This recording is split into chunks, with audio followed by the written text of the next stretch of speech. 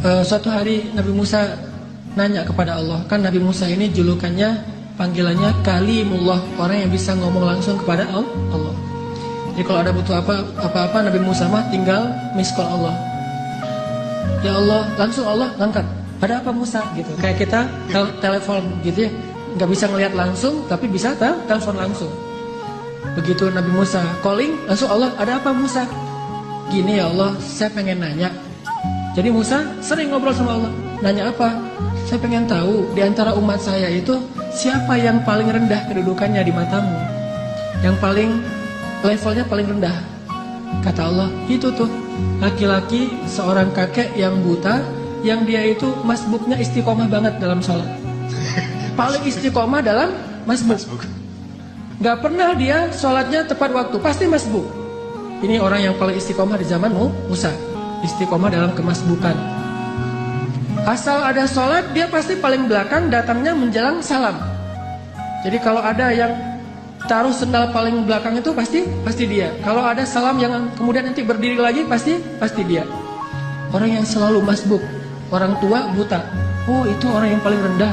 Nabi Musa nyari mana? Oh, si kakek itu yang paling rendah nilainya di mata Allah. Setiap hari dilihat dia masbuk sampai suatu hari ketika selesai sholat, orang itu udah nggak ada. Nabi Musa telepon Allah. Allah, Musa ada apa? Itu si kakek kemana? Kok nggak datang? Kata Allah, dia sudah meninggal dan sekarang ada di dalam surga. Nabi Musa heran, ya Allah, gimana ceritanya tuh? Kakek yang nilainya paling rendah, yang nggak ada apa-apanya, yang masbuk sejati, tiba-tiba masuk surga sejak dia meninggal. Apa yang terjadi ya Allah?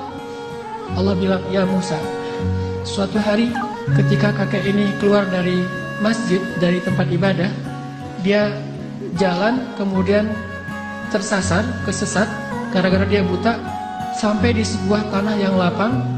Dia menemui seorang laki-laki, kemudian dia bertanya, saya ada di mana sekarang? Laki-laki itu mengatakan, ini kamu sedang berada di tanah lapang, di sebuah lapangan, di sebuah alun-alun. Kemudian kakek ini mengatakan, tidak, sesungguhnya rahmat Allah lebih luas daripada segalanya. Kamu berada di tanah yang luas? Kata dia, tidak, rahmat Allah yang lebih luas. Hanya karena itu, kemudian Allah mengatakan, wahai Musa, sesungguhnya rahmatku mendahului kemarahanku. Sehingga dia masuk surga hanya dengan kalimat, sesungguhnya rahmat Allah lebih luas. Makanya kalau kita nge-tag Allah, nge-mention Allah, libatkan Allah dalam urusan kita, selalu beruntung. Bayangin sekedar mengatakan subhanallahi wa bihamdi subhanallahil azim, langsung Allah sediakan pohon-pohon kurma yang sangat banyak di dalam surga. Begitu kita baca la haula wala quwata illa billah, Allah sediakan kunuz, harta yang ditaruh di dalam sebuah box yang sangat besar, disimpan di bawah arasy Allah Subhanahu wa taala. Mudah sekali.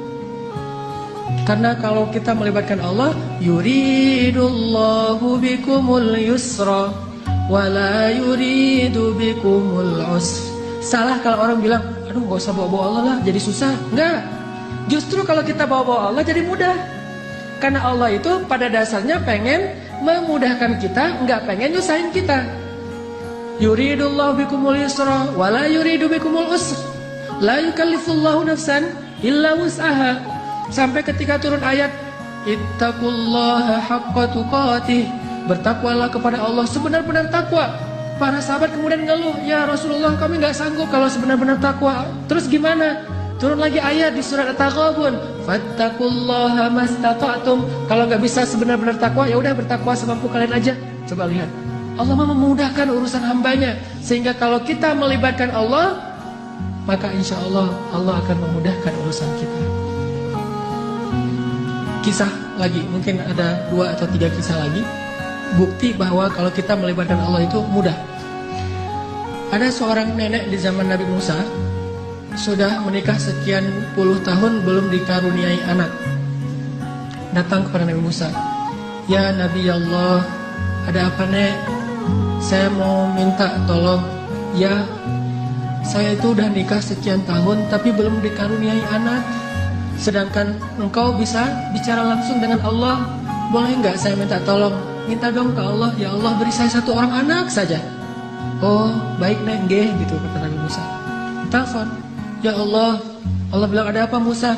Ini nih, Ada nenek-nenek minta diberikan anak 1 orang aja katanya, karena dia tidak punya keturunan. Apa kata Allah? Ya Musa, bilang kepada nenek itu bahwa takdirnya dia tidak akan punya anak. Itu sudah takdir. Kemudian Nabi Musa bilang, Nek, sabar ya.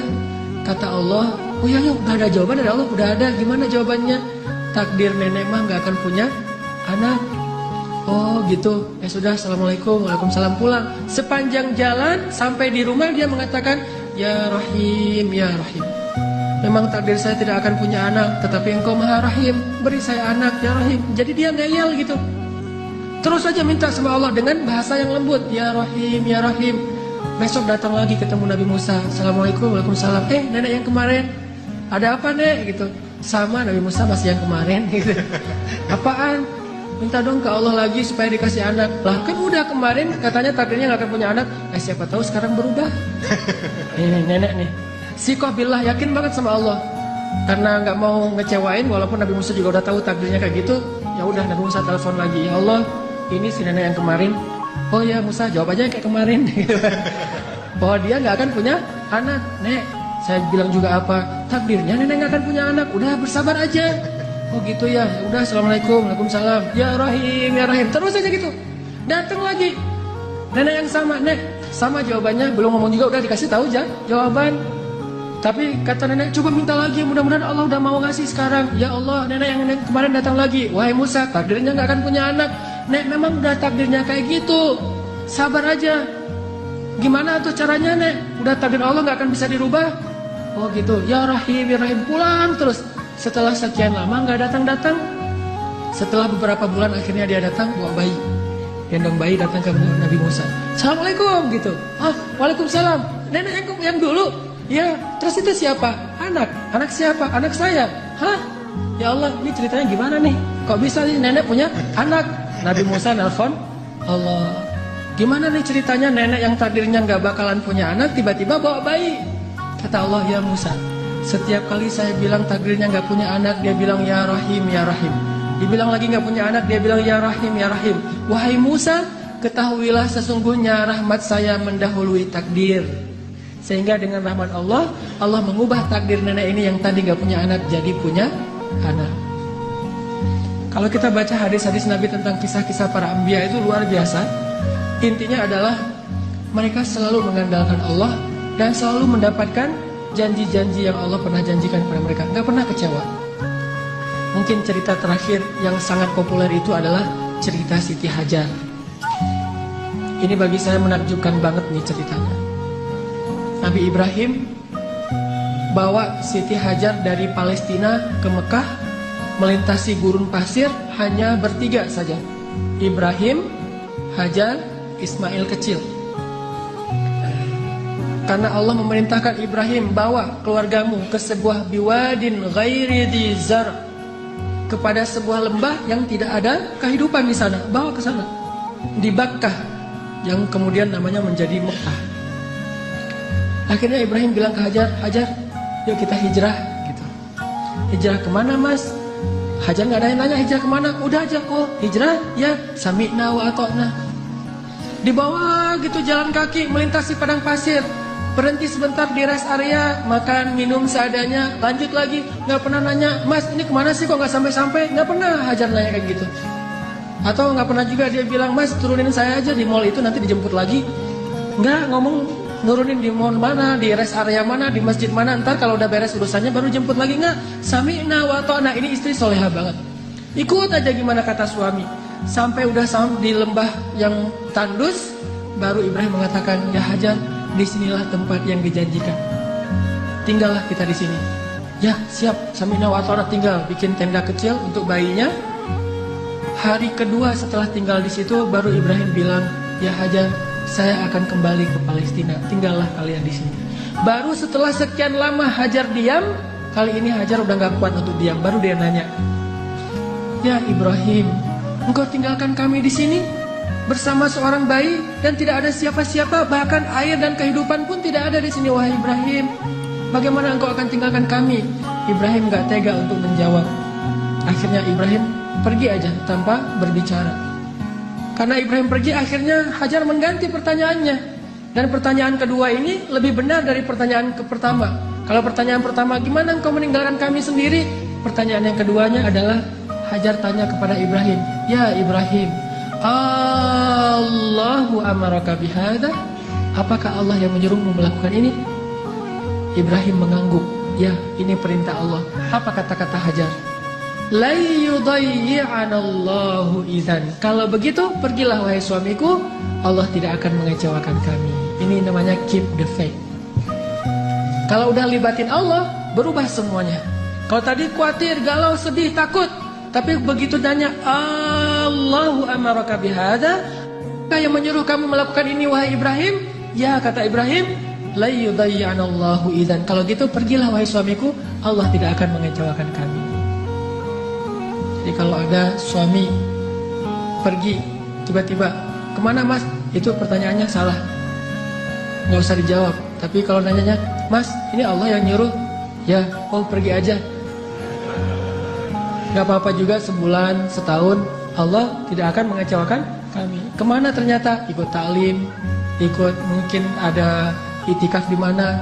Kalau Allah yang nyuruh, maka istri akan tenang. Tapi kalau bukan Allah yang nyuruh, ini kenapa mas kok pergi? Allah yang nyuruh, bukan tuntutan sosial media. Ada yang lagi harus saya selesaikan, ada yang jadi selebgram saya pengen deketin. Ini baru namanya perlu khawatir. Tapi kalau Allah yang nyuruh, insya Allah aman. Pergilah Mbak Ibrahim, Allah nggak akan ngecewain kamu. Ibrahim pergi, kemudian kita tahu adegannya. Ternyata kehabisan air, Ismail nangis-nangis, Hajar lari antara Safa dan Marwah. Allah nggak mengecewakan mereka dan memberikan air yang tidak pernah berhenti mengalir sampai hari ini. Dan itu air mukjizat banget loh. Gimana mukjizat? Kalau lagi banyak jamaah haji atau umroh di Mekah, air itu tidak akan kekurangan. Setiap hari orang minum air Zam-Zam. Kalau saya lagi umroh tuh selain minum, bahkan setiap hari dibawa dalam botol aqua. Kita kalau pergi ke masjid itu bawa botol aqua kan ya, terus ngisi air Zam-Zam. Di dalam hotel kita nggak pernah minum air aqua dari hotel, selalu minum Zam-Zam yang dibawa dari masjid. Bayangin, dalam sehari 5 kali orang membawa air Zam-Zam setiap waktu sholat, dan jumlah jamaahnya itu bisa sampai 3 juta kalau musim haji. Lalu ketika mereka pulang, mereka membawa minimal 5 liter air Zam-Zam di seluruh dunia, sebanyak 3 juta orang.